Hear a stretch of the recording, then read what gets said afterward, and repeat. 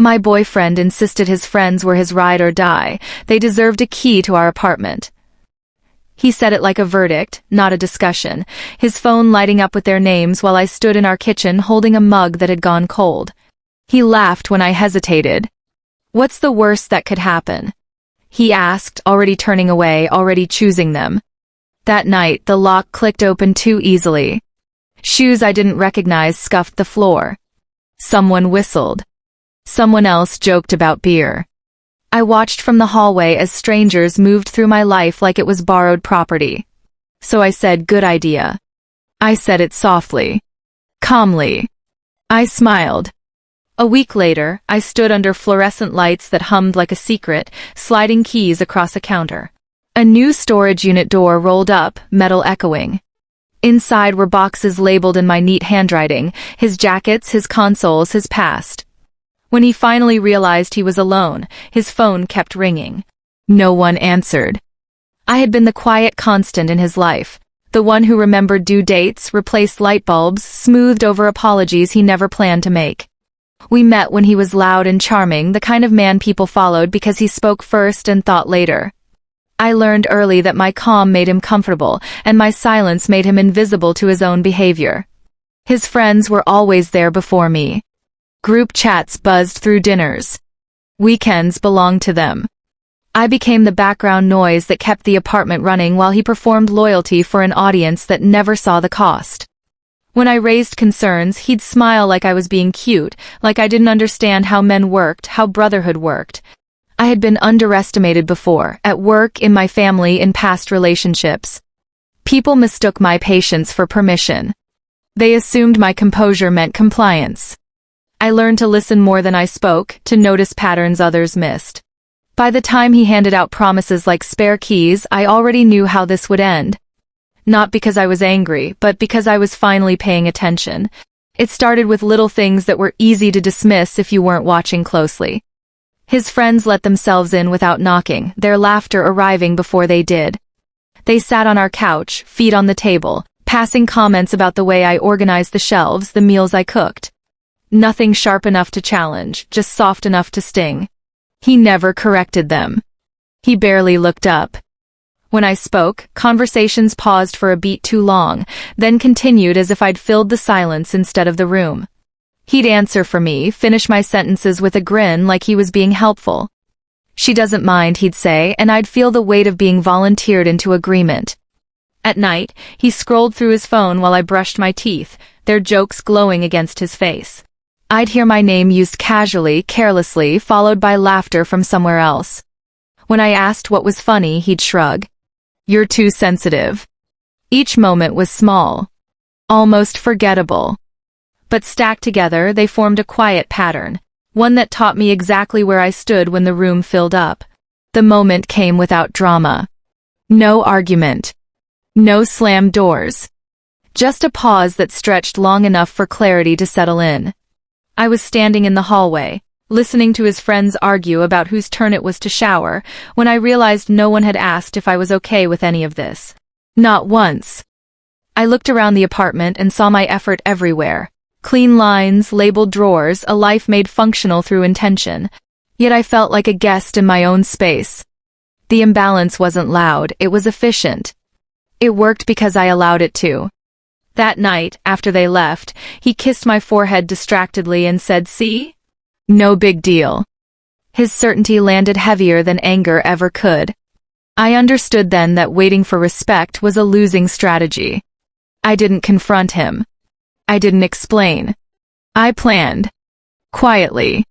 Precisely. I made a list, not of grievances, but of logistics. What was mine? What was his? What could be moved without spectacle? The power wasn't in retaliation, it was in removal. By the time I closed my laptop, I wasn't upset. I was resolved. And resolution, I learned, can be far more decisive than rage. I approached it the way I approach everything that matters, methodically. I reviewed the lease first, both our names, equal responsibility, clear exit terms. I photographed documents, saved copies to a private folder, confirmed notice periods. I'd learned long ago that preparation is quieter than confrontation and far more effective. I rented the storage unit online during my lunch break, choosing one close enough to be convenient and anonymous enough to disappear into routine. Month to month. Climate controlled. No drama. I bought identical boxes so nothing looked rushed or careless. I labeled them clearly, not out of kindness but accuracy. When he was out, always out, I packed only what was his. I left shared items untouched. I cleaned as I went, wiping shelves where his things had been, returning the apartment to a neutral state. No notes. No messages. Just absence, executed cleanly. The keys were the final detail. I had duplicates cut at a small shop where no one asked questions. I slid them into envelopes and wrote a single line on each, Unit 314. Gate code inside. It wasn't impulsive. It wasn't cruel. It was proportional. By the time everything was locked and logged, I felt nothing but focus, the calm that comes from knowing the plan no longer needed me. I chose a morning when the city felt half awake.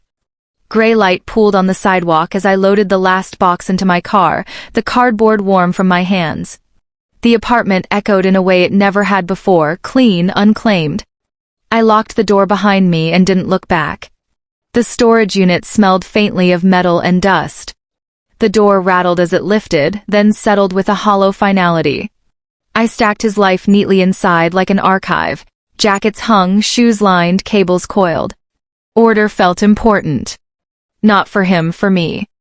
I left the envelopes where his friends would find them first, tucked under the spare keys he'd insisted on giving out. I imagined the moment. The casual confidence, the laugh that would fade when the key turned and the door opened to nothing. By evening, my phone vibrated once. His name. Then again. Then silence. I didn't answer. Somewhere, fluorescent lights hummed, a metal door waited, and the people he called ride or die learned exactly what loyalty looks like when it's finally required. The reactions arrived unevenly, like ripples after a stone sinks. His friends laughed at first, assuming it was a joke, one of mine, they said, with the same dismissive tone they'd always used. Then the laughter thinned. Calls went unanswered. Messages stacked up without replies. Convenience has a short attention span, and theirs ran out quickly. He showed up late that night, standing in the doorway like someone who'd misread the address. His voice was careful, almost respectful, as if volume had finally failed him. He asked where his things were. I told him simply. I watched the realization cross his face. Not anger first, but embarrassment. Being displaced costs more than being broken up with. Word traveled faster than explanations.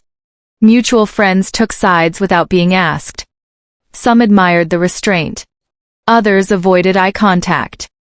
Reputation isn't built on what you say in public, I learned, but on how you treat people in private spaces. This mattered because it wasn't about furniture or keys. It was about boundaries and what happens when they're ignored long enough to disappear. Everyone recognizes that moment, when silence stops being passive and becomes decisive. That's why the story stays with you. I stayed in the apartment for another month, long enough to feel it become mine again. The quiet changed shape, no longer tense, no longer waiting. I rearranged the furniture, let the windows stay open, learned the sound of my own footsteps without interruption. Peace, I discovered, isn't dramatic. It's functional. We didn't speak after that. There was nothing left to negotiate. He moved his things out in stages, always when I wasn't home. I imagined him unlocking the unit, realizing that access without presence is just storage. Whatever story he told himself about loyalty had finally met reality. I don't regret how I handled it. Not because it hurt him, but because it protected me. I stopped explaining my needs like they were optional. I stopped mistaking endurance for love. The future opened quietly. New routines, lighter conversations, space that didn't need defending. If there's a lesson here, it isn't about revenge. It's about precision. About knowing when to speak and when to let actions finish the sentence for you. Some people call their friends ride or die. I learned to choose something better. A life that doesn't require a key to be respected.